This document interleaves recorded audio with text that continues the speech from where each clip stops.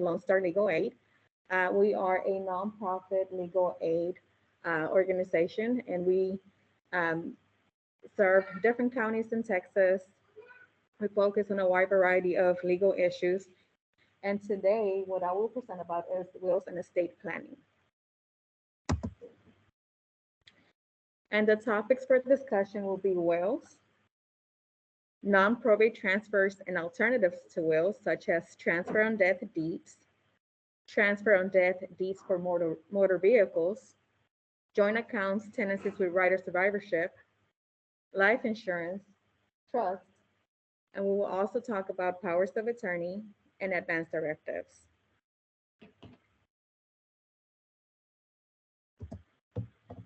So let's get started with what is a will. A will is a legal document that's prepared based on your wishes and requests to determine who inherits or benefits from your money, your property, or other assets in your estate. It may also be used to exclude individuals from inheriting from you, but it does not transfer non-probate assets. And examples of non-probate assets include life insurance with listed beneficiaries, payable on death accounts, joint ownership with right of survivorship accounts or assets, and retirement accounts. So what are the general requirements for a will? First, the testator must be at least 18 years old, and if they're not 18, they must either be married or in the military.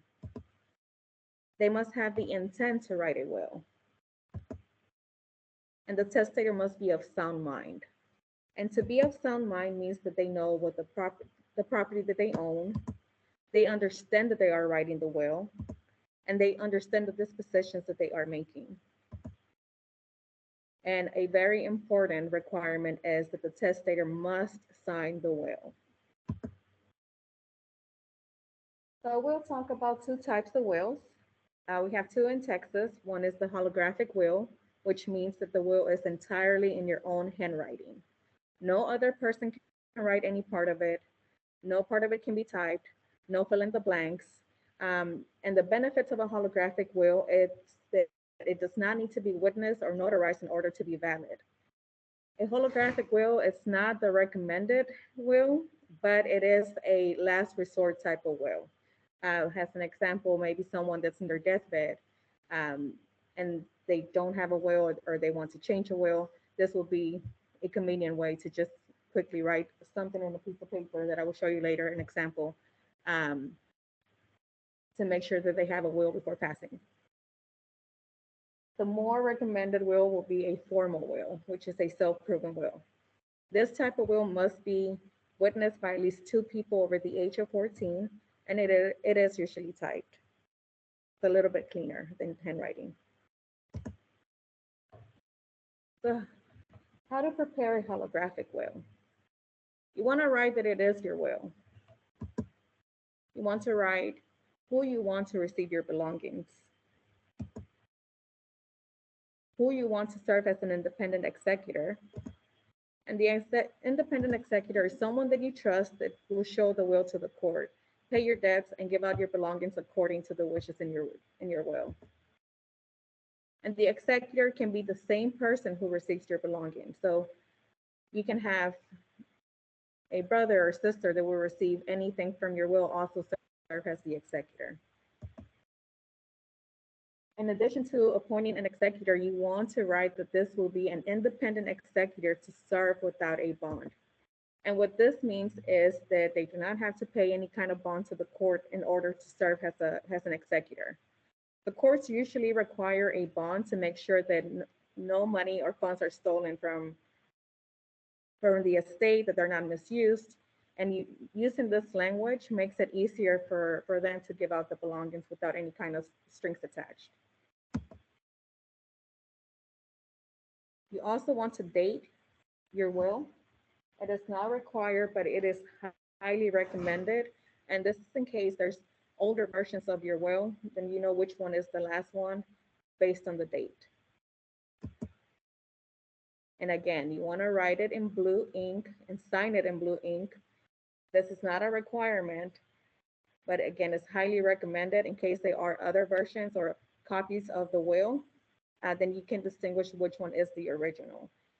And this is an important factor because to probate a copy of a will, you have to take additional steps and to probate an original.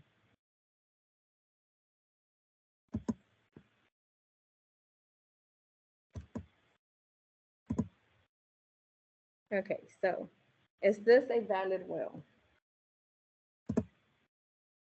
Let's pretend this is handwriting, not typing font. And it's titled Last Will and Testament of John Doe. I, John Doe, declare that this is my will. I leave my estate to my wife, Jane Doe. I appoint my wife, Jane Doe, as independent executor of my estate to serve without a bond. Dated November 25th, 2022, and signed by John Doe. Is this a valid will? Yes? Okay. The whole room is saying yes.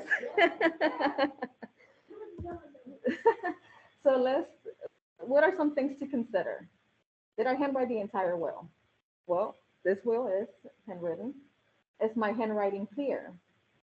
It's not a requirement, but obviously it is highly recommended so the court and the beneficiaries and the executor can know what are the contents of the will. Does it say that this is my will? Well, the first sentence, I, John Doe, declare that this is my will, so you can put a check on that. Is it clear who I want to receive my property? Wife Jane Doe, that's correct. Did I designate an independent executor? Yes. I appoint my wife Jane Doe. High five. Did I write that the executor serve without a bond? Yes. And to serve without a bond. This is the last sentence. Did I date it? Yes. John Doe's in the future, but did I sign it? Yes. So yes, this is a valid will. And something to make it easier to probate. Now, probate is when the executor or anyone offers the will to the court in order to pretty much carry out the intentions of the will. For a holographic will, witnesses must testify that this is the handwriting of the testator. There's certain steps and certain burdens that have to be met. And one way to avoid that is if there is a self-authentication in the holographic will. And to do this, to self-authenticate a holographic will, the testator must swear to and sign an affidavit before a notary, stating that the instrument is the last will and that the testator is at least 18 years old, of sound mind, and has not revoked the will. So all this has to take place before a notary in order to make it a valid affidavit to self-authenticate the holographic will. So this is not required for a valid will, but this is highly recommended in order to avoid certain burdens and additional steps when probating, when offering the will to the court to accept the will as true.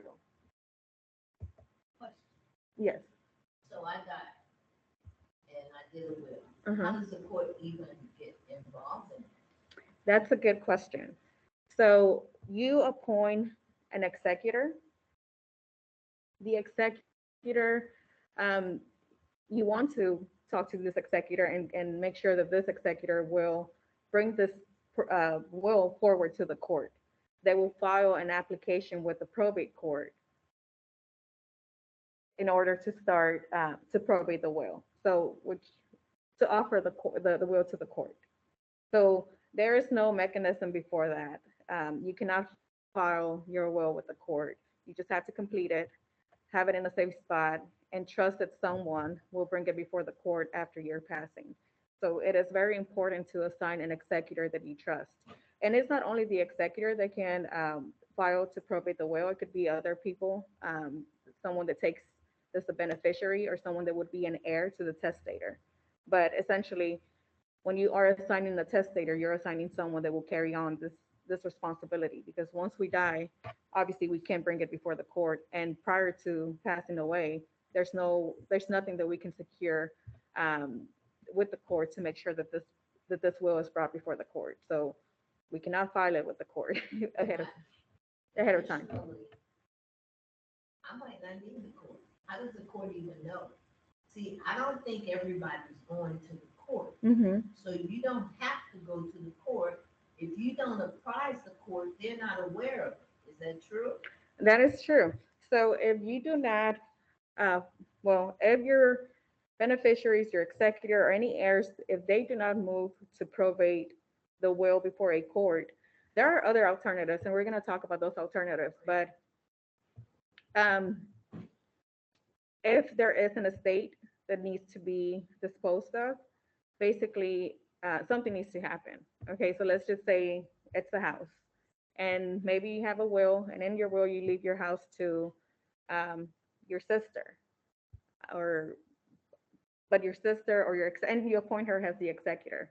And let's say that she never brings it before the court, and now let's say you have three kids and they want the house, and they don't know about this will, and they want to clear the title to the house. So has the heirs, they can file different alternatives, like an affidavit of heirship to clear title for the house because they think there is no will. That's one of the requirements, that there is no will for an affidavit of heirship, for example.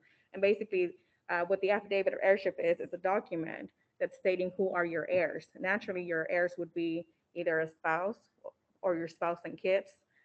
It depends on the dynamics of the family. If it's a blended family, so the rules are a little bit different. But if no one knows about this will, then essentially we'll be treated as there is no will, and the rules of there's um, there is a chart where it shows who acquires your property based on not having a will. So it's I can't think of the word right now, but it's essentially when it's not when there is no will, it's like the default rules of dispositions for your heirs, and all those rules are different depending on whether you're married, whether you have kids, whether you're married and you have kids from a prior marriage, things of that nature. So those rules will step in instead of the will. The will controls your wishes, but if there is nothing that has your wishes written on, then these rules are going to come in play.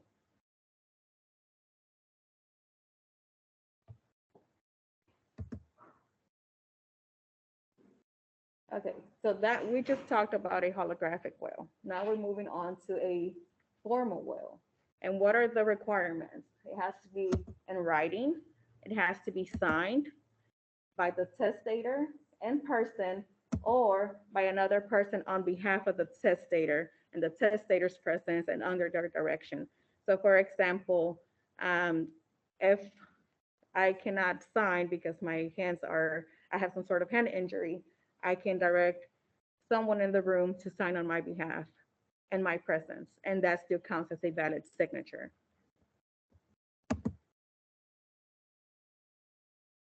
And it must be attested.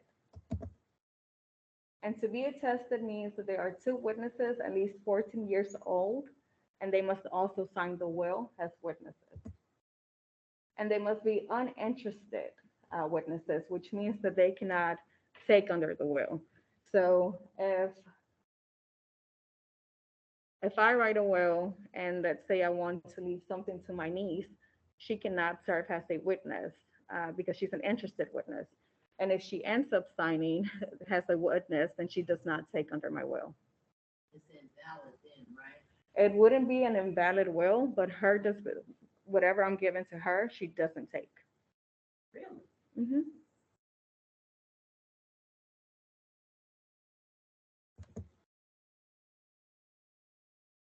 And again, we want to do self-proven affidavit. So similar to the self-proven affidavit for a holographic will, this helps the court take the will as a true will. A self-proven affidavit is a sworn statement used to authenticate a will so that the witnesses will not need to provide their testimony in court when probating the will. So like I mentioned earlier, in a holographic will, you bring in the witnesses to say that a holographic will is a will that's all in writing. So you bring in the witnesses to say that this is the handwriting of the testator, for example. Here, because it's a formal will, which is typed most of the time, in order to avoid having the witnesses come into the court to testify when proving up the will, the self-proven affidavit pretty much takes that place where the witnesses do not have to come in. But there is a requirement for a self-proven affidavit. It has to be in a specific form and content that's provided by the Texas State Code. It must be made by the testator and witnessed before a notary or an officer authorized to administer oaths, and the officer must affix their seal. And it must be attached to the will. And this is an example of what a self-proven affidavit is. And this can be found on the Texas State Codes. So in order to avoid having witnesses subpoena into the court, it is highly recommended that we attach a self-proven affidavit to a will. And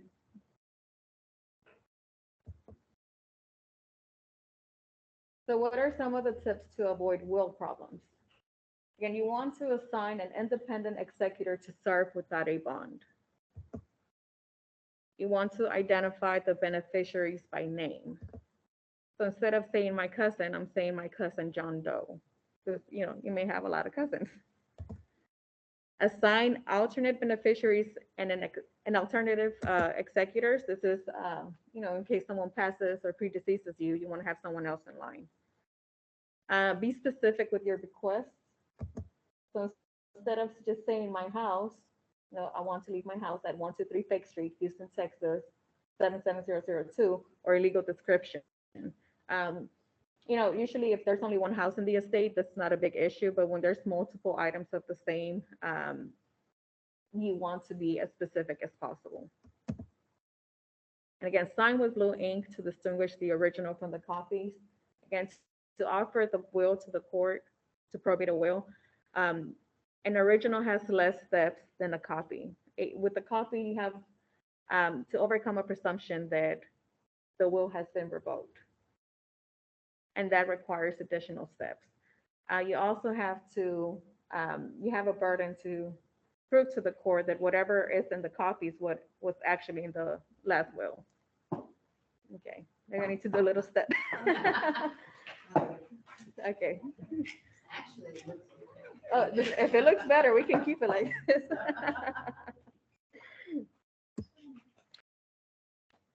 And we want to number and initial every page. This is just because sometimes pages may get lost, or if it doesn't, it's just to keep it more organized. And then someone may not be able to slip something extra that you never intended, and it's just to make sure that everything is in order and that every page has some sort of something that shows that it is part of your will, especially when there's more than one page. And again, do not forget to sign. That's huge. And I keep repeating that because that's a common mistake. People forget to sign it, and without a signature, it's not a valid will. And again, you want to keep it in a safe space and make sure that the executor or someone you trust knows where it is being kept. Because again, once we pass, we cannot do anything with the will. We're trusting someone else to present this to the court. Otherwise, your estate is treated as if there is no will, and your wishes are not always the same as the rules that will kick in should there be some sort of state action. Okay, so any questions so far on wills? Because I'm getting ready to talk about the alternatives to the wills. Well, except for the house, I think people can just handle the will on their own, and the court's not ever a factor. And if they're not, they're not. And secondarily, how much is it to go and do this probate, roughly? Ballroom. Well, it varies because you do need an attorney. There are certain things that you can do without an attorney, like a divorce. It's not recommended, but it's not required to have an attorney for a divorce. But for an estate action, there are certain actions that are required that you have legal representation. So you're looking at attorney fees, you're looking at filing fees, and it's a time-consuming process. So if it's a good idea to have a will, but there also are other alternatives that can help you avoid having to go through the probate route. Okay, and yes, and that's what I'm going to get into right now. Um, and you mentioned that other than the house, but actually the house can also be set up in a way where you don't need a will. I'm still not saying a will's not a good idea, okay? Right. A will's always a good idea, but you also want to have other alternatives. And yes, one of them is a transfer on death deed, a transfer on death deed for motor vehicles, joint accounts or tenancies with right of survivorship, life insurance policies, and trusts. So these are all non-probate assets. What it means is they each have their own rules where you don't need the probate court to um, make these decisions. So what are transfer on death deeds? This is a method to transfer real estate, so a house would be one, to someone after you die without the need for a court proceeding.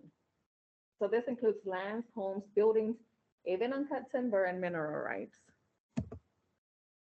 The thing with the TODDs is they must be recorded in the property records where the property is located. So, and it has to happen before the owner of the home or the building, the uncut timber, passes away.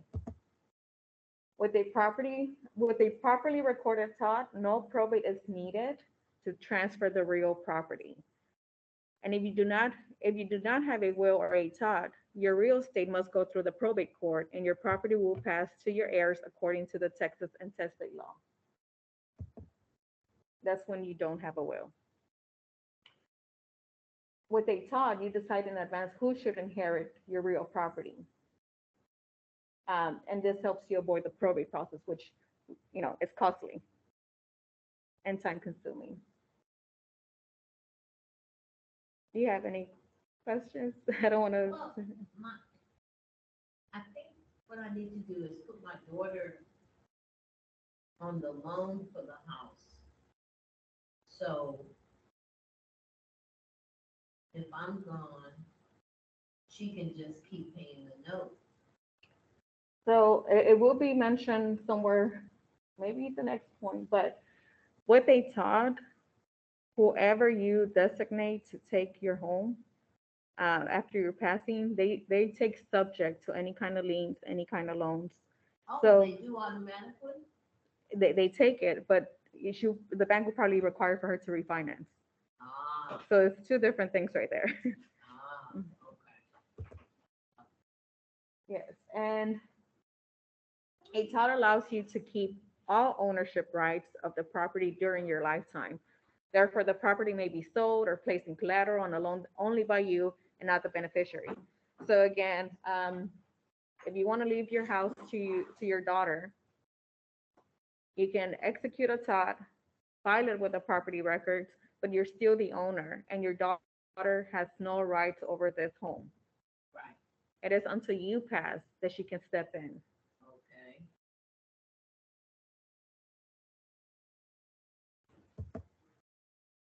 So after your passing, the beneficiary must file an affidavit of death and the deed records to ensure the clearance of title. And where do they do that? It says, After, I'm sorry, what was the question? oh, I see it. File Yes, after the passing of the person completing the TODD, the beneficiary must file an affidavit of death with the property records to ensure that there's a clearance of title. And this also includes a death certificate. And that's it. They don't have to go through probate.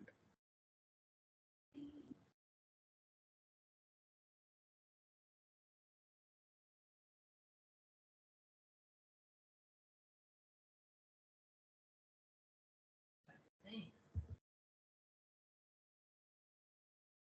And what are the requirements for a TODD? So TODD is short for transfer on death deed. I'm sorry, I just keep using TODD because I'm used to just saying it like that. It must be in writing, signed by the owner, and it must be notarized.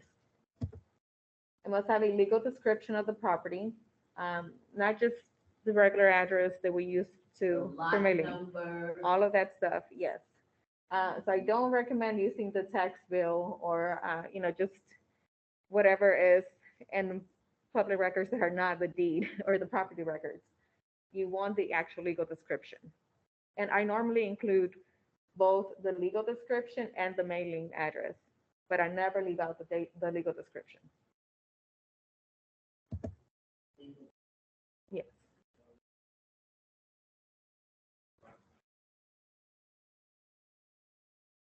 You want to have the name and address of one or more of the beneficiaries. State the transfer will happen at the owner's death, and it must be properly recorded during the owner's lifetime in the property records of the county where the property is located. So the property is located in Harris County, but I file it in Berry County, then it's not a valid TOD. It has to be filed wherever the property, in the county where the property is located.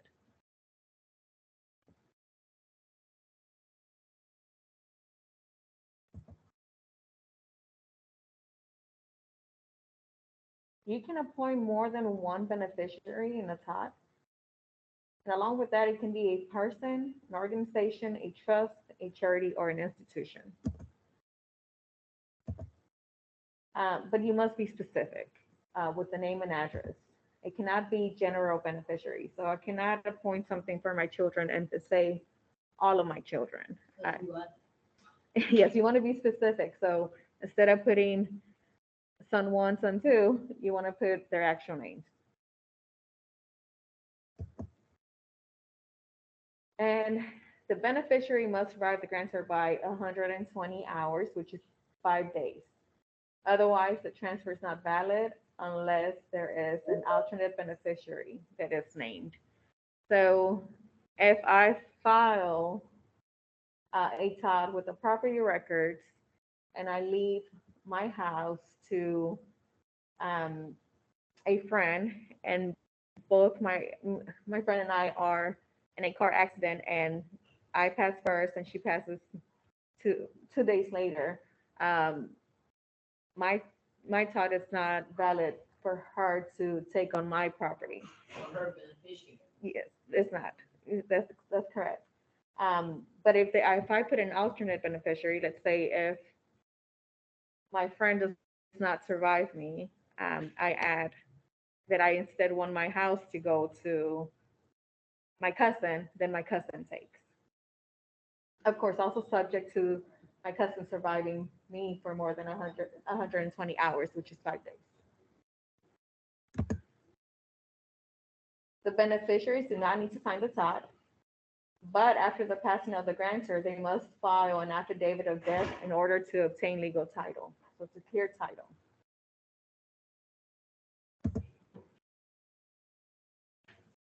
So there are some benefits to a TOD, which is that it does not affect your rights while you are alive.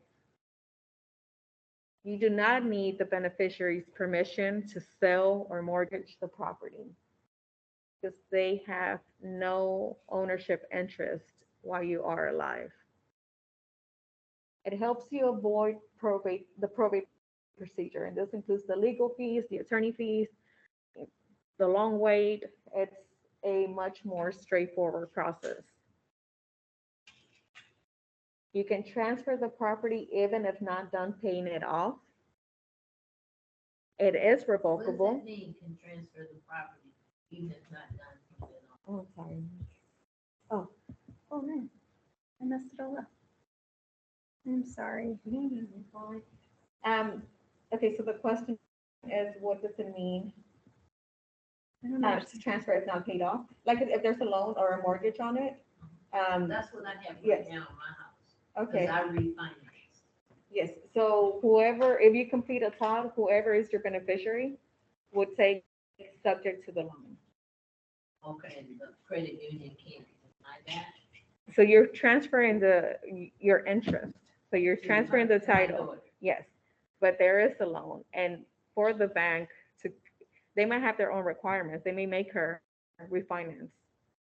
Um, the loan and the title ownership are go hand in hand, but also There's some differences. You're not conveying the the loan here. You're conveying the property.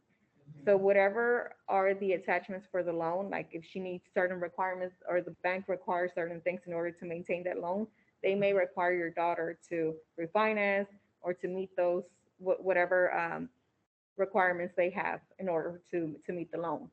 Um, and in some languages for the mortgages, they may move to not necessarily foreclose, but that may trigger for them to accelerate the loan in some case, depending on the language of the loan. So you are only transferring, Check the language. yes, you're transferring your interest. You're not transferring the loan, but she does take subject to the loan. The loan has its own terms, and that would be um, based on that contract.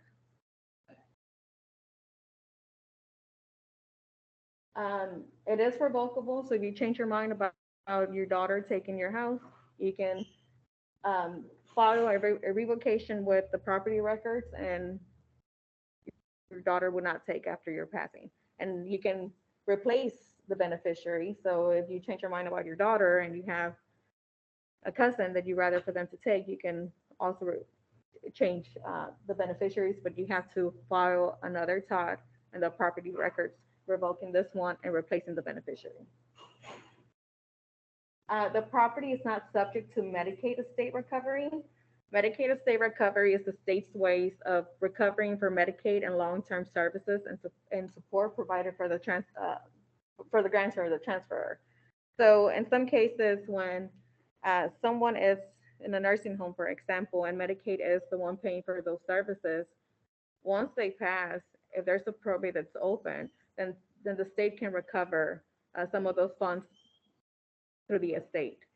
And with the TOD, the state does not go after the house. They don't touch it. So that is a benefit to a TOD. What they will, the state can touch it. So you do a TOD instead of a will, like if you have property, it's in the best interest. I highly recommend a TOD. Yes. But a TOD is not perfect. It has its pitfalls as well. So you want to make sure that it is filed in the county where the property is located, and it must be during the grantor's lifetime. So if it's not filed in the correct county, it's not a valid TOD. If it's not filed during the grantor's lifetime, it's not a valid TOD. And you can only transfer your share or what you own. So um, a married couple, let's say husband and wife each have half and half, and the wife wants to leave something to their daughter, um, she can complete a TOD, but she's only transferring her individual share. She's not transferring the whole house because there's another owner there. So she can only transfer her own share or whatever she owns. Um, the TOD does not shield the property from creditors, so it may shield from the state for Medicaid purposes, but it's not going to shield the property from creditors, and that includes the mortgage company. So they can still come after the house because they're creditors. They have an interest in that house. If the will and the TOD differ, let's say you also have a will and you have a TOD, and in the TOD you have the house goes to your daughter, and the will you have the house going to your cousin. The TOD trumps the will. Right. So that it may be considered a pitfall, but I think it's a benefit. It's a superior So don't put conveyance. the house in the will. You can. I mean, if you're gonna have a will, you want to put everything, but you want it to match. And if it doesn't match, then the TOD will. If the will comes later because you change your mind about the TOD, you want to make sure that you revoke that TOD. Otherwise, whatever you have in the TOD, um, it's the same. Okay. Um, But okay, so I have a home, it's not paid for. I do a TOD for it to go to my daughter. Once that's set up, she could sell the house, right? Where does the creditor come into that? Because I've turned it over to her, she should be able to sell it. Okay, so She has to sell it for more than what's due. you are giving her the house subject to the loan. So whatever that loan agreement, I mean, without looking at the loan, I'm not sure. Yeah, It's, she has to yeah, language it. yes, and again, the bank may have additional requirements. Okay. Maybe they For her want to to, sell it? maybe they want her to refinance, or if they want for her to sell it. I mean, they're clearing the title, or the title will be cleared by her filing an affidavit, and an affidavit of death, and then your death certificate. That would clear the title. Okay. But the loan terms differ, or may Right, differ, that's and what that's I'm the whole checking. separate. That's Yeah, important. yeah, that's something to check with the bank or whoever is the creditor for the loan, the mortgage Yes, loan. ma'am. Thanks. Another pitfall for this, a power of attorney may not be used to execute a TOD. So either the grantor or no one else gets to complete a TOD. With the grantor. Yes. That makes sense. And similarly to TODs for for home and real estate, there is one for motor vehicles where an owner may designate a beneficiary to whom interest in the the motor vehicle's transfer upon the death of the owner. Um, and again, the beneficiary has no interest in the motor vehicle until the owner's death. But a difference between a TOD for real estate and for vehicles is that only individual owners, not entities, may be designated as beneficiaries for motor vehicles. Okay, so, all right. So you could put the TOD for the house and the motor vehicle in the same TOD? No, No. they're two It's a different forms. separate TOD. Yes, Okay. the question was whether one TOD can be used for the real estate and for the vehicles. It's two different entities. forms. Okay. Yes. Gotcha. The one And do for we have sample forms of that somewhere? so there is a link here for the TODs for the vehicles, because these are forms from the state of Texas. So we're gonna get this, we're Um, gonna see it will be posted as well. that. Okay, then I If can the get PowerPoint is available, then these are hyperlinks that you can click on this and it'll take you to perfect. the site. Yes, So, a transfer on death deed for motor vehicles, it's a form that can be found at the Texas DMV website. thanks. Okay. And similarly, you can designate, you can change it, you can revoke it using the same form. A And you also, title application fee? I'm sorry, well, there's two forms. The beneficiary designation for a motor vehicle, that's essentially the top, but along with this, you also have to file the application for Texas title, which is Form I-30U.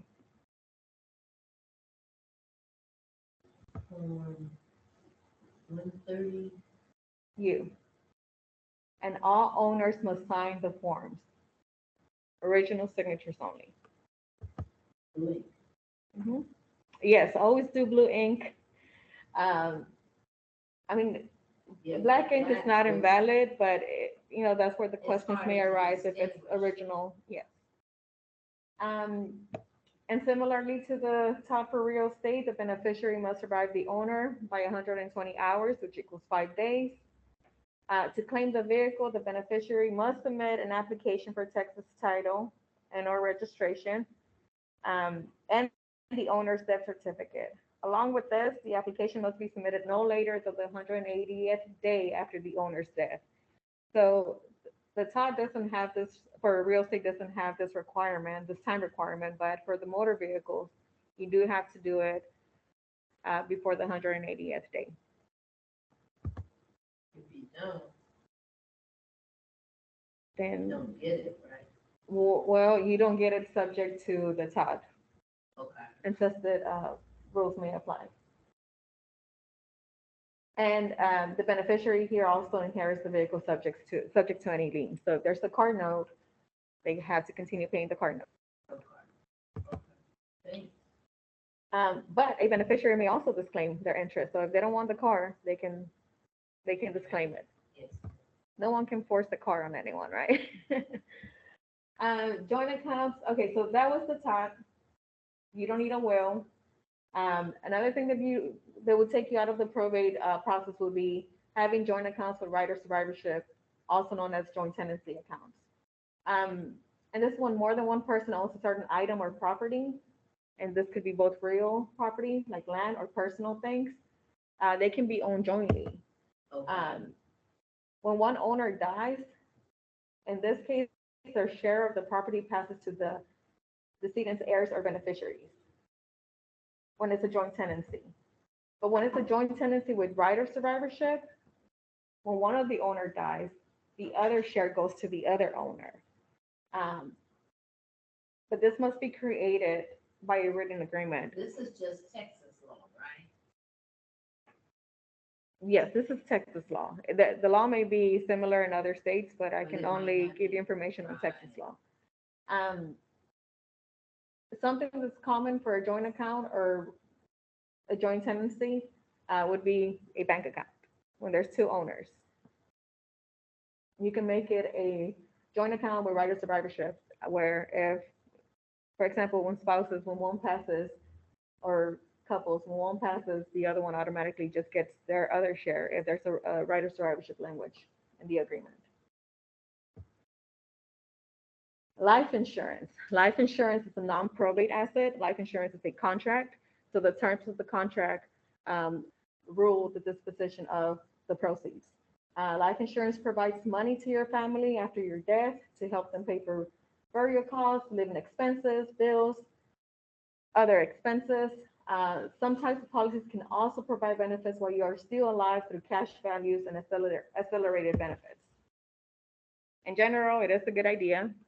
uh, if you have family or others who rely on you for financial purposes. Life insurance benefits are non-probate property that pass outside of probate. So if there are valid beneficiaries, you do not need the court to make those dispositions. You do need to make appropriate beneficiary designations. This asset will go to will be disposed of in probate if there are no beneficiaries, or if the beneficiary designations are not valid. An example of an invalid designation is, in some cases, not all, a divorce may render a designation invalid if there is no redesignation of an ex-spouse after a divorce. So if husband has the life insurance and wife is the beneficiary, if they divorce, depending on the life insurance, by operation of law, the wife no longer takes the life insurance proceeds. But if the ex-husband, at this point now he's the ex-husband, redesignates the wife, then she can continue taking as a beneficiary. But if he doesn't do that and doesn't designate anyone else, the designation is invalid. So the ex-wife wouldn't take. And this are And in is the, there such a thing as a prenup saying if something happens to me, none of, can you do a prenup to avoid a lot of this? a prenup is a contract. Right, Life insurance is also a contract. right. So you want to set this up for, I mean, the issue is if the prenup has something that's conflicting with the life insurance, being that the life insurance is on contract, like the life insurance terms are the ones that um, favor the disposition, not necessarily the prenup. It depends on the terms. When you want to do um, more than one mechanism to dispose of your estate, you want to make sure that they're the same, because the issue Mm. comes in when they are conflicting. And the Right. example was when the TODD conflicts with the will, the TODD trumps. Ah, that's You know, right. And so, the prenup as well is it depends on the terms because they're contracts. prenup depends on. Hmm. And if it conflicts with another contract, then that's already taking you back to court, to decide which one is the superior one, which was the valid, which terms to go with or go by. Thank you. And then there's live-in trust. Um, live-in trusts are created while the owner is alive, and it's treated like its own entity. And trusts are usually created for the benefit of another person. So the owner conveys the property to the trust to be managed by a designated trustee. And depending on the terms of the trust may continue after the owner's death, but no longer than one life in being plus 21 years. That's a long time. Say, no, let me see. Another term. So it's not perpetual. It cannot be established forever. The So, limit is one it's life like- plus 21 years, which is Okay, not so a. if I made my daughter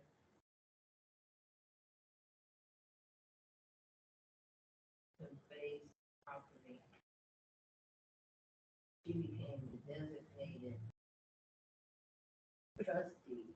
It says not longer than one life and being plus 21. So for a trust, you're doing it for the benefit of someone else. Okay, so um, we have, for example, special needs trust. When it's a parent, they have maybe an adult disabled child that will need someone else to take care of him. Yeah. So they may create a trust for him because Mhm. they can leave this assets to him because he may not have the capacity to control them. So that's when the trust comes in. Gotcha. But special needs trust though has its own rules.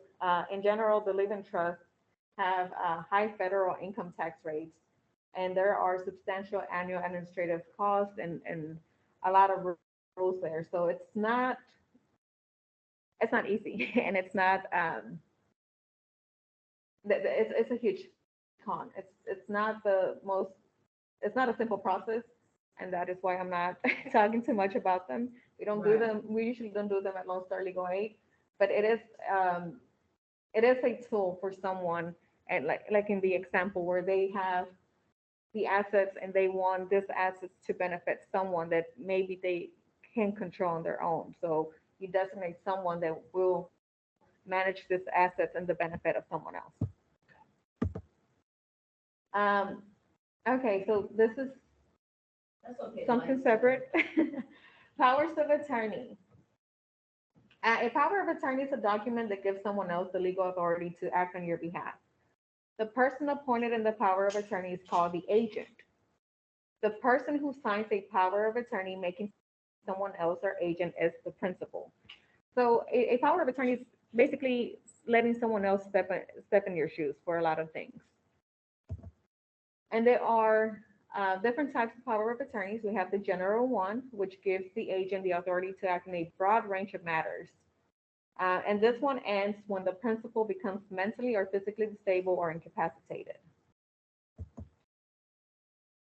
There's also a limited or special power of attorney. This gives the agent the authority to handle a special matter or only gives authority for a very limited period of time. So, for example, maybe to sell a car. You can execute a power of attorney that's very limited. Okay. Okay. So, We have the durable power of attorney. This gives the agent the authority to act in broad range of matters. And unlike the general power of attorney, the durable one continues even if the principal becomes mentally or physically disabled. So there's a difference with the general and the durable one. And then we have the medical power of attorney. This gives the agent the authority to make medical treatment decisions if the principal becomes mentally or physically unable to make their own decisions. So the medical power of attorney does not kick in unless the principal becomes incapacitated. so that's the one where the person could be brain dead, and then the family or whoever has the medical power of attorney then makes a decision. Well, I don't think they're going to experience a miracle or get better, so we're going to turn off.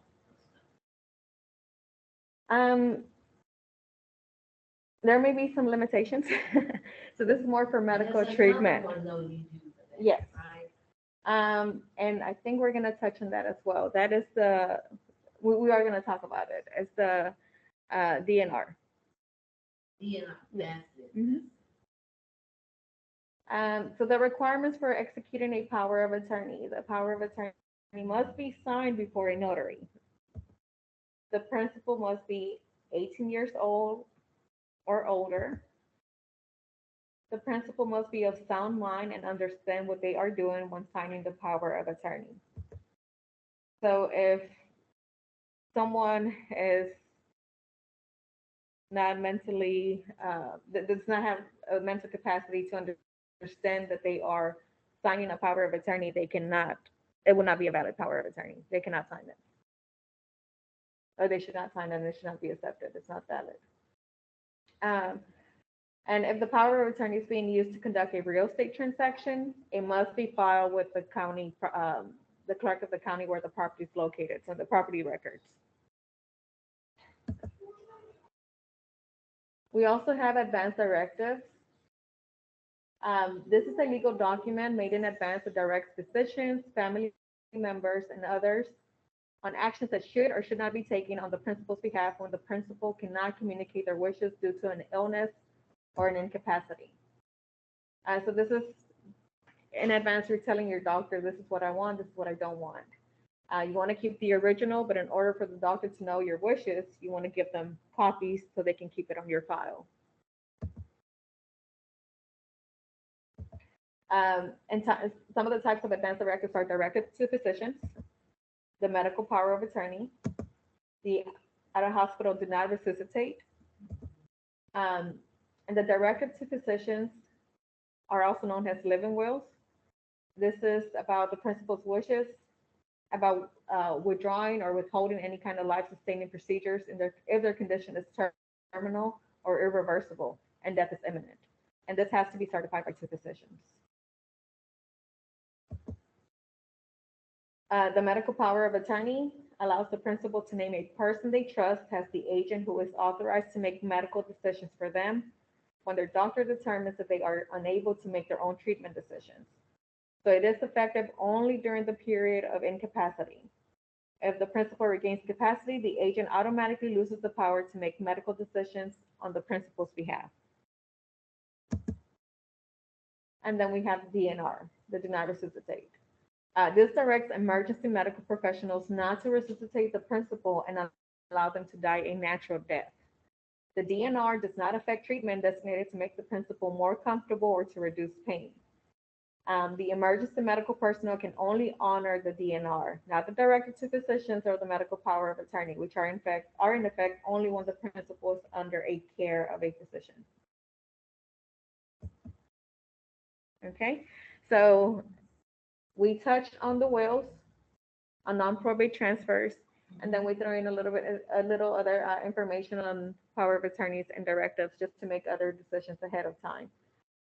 And more information can be found in Texas Law Help, the Texas Transfer Toolkit, the Texas Transfer Toolkit for the motor vehicle TODDs, and the Texas Health and Human Services for the power of attorneys. This presentation has hyperlinks, so if you click on each one of these ones, you will be directed to this links with more information. Thank you. Any questions? No, I needed this, and they had one, and it was during the week. And so Sarah was kind enough to get it on a Saturday. And I ran a little late at Walmart getting groceries, because we're having an Astros party. All right, go Astros. So I apologize for being late, but I needed this, because there are various aspects that the regular everyday person walking around, we don't know this. So I'm wondering and I'm thinking what we could do when we do it again. We're gonna offer lunch. That will be an incentive for people to come. These are the kinds of things we need to be knowledgeable, because people die, and then there's a big, hey baby, we'll be ready in a couple of minutes. People die, and there's a big hullabaloo within the families, because they didn't leave a will. Mhm. Or my mother, bless her heart, got upset with me. So she changed what she left to me Mhm. to $1,000, but she gave Alvin like 17. She didn't give my older sister anything but her rings, but she gave the youngest child, who was like her favorite, somewhere 50, 60 or more thousand. So there was some discomfort. I understood where she was coming from. She got upset with me. Mhm. But there was some discomfort about how it was handled, and yet there was nothing we could do because it was her wishes. And we have to respect that. You know, whether or Yeah. not we honored it, we had to still respect it. It's her Mhm. decision. And pretty much nothing could be Mhm. done. You know? Yeah, and I mean, this presentation was like very general information, but and there's cases sometimes when if someone believes that the testator was influenced, like undue influence, they can bring a claim that the person was, especially when there's those kind of dispositions where maybe one son gets everything and the other one just gets $1 type of thing. Right. Yeah, or not even Yes. mentioned in the will. Yes. There's always Yes. other, you can contest the will, Yes. but that's to avoid that, you can use other mechanisms, Yes. So, You said it right. yeah. I just have 2 children, and I don't have a problem with the house going to her, being a female and being a mom. And I don't think her brother would have problems with that either, and I can talk with him about it. But, yeah, I needed this. I really, really appreciate it. oh, I'm glad you found it helpful. Yeah.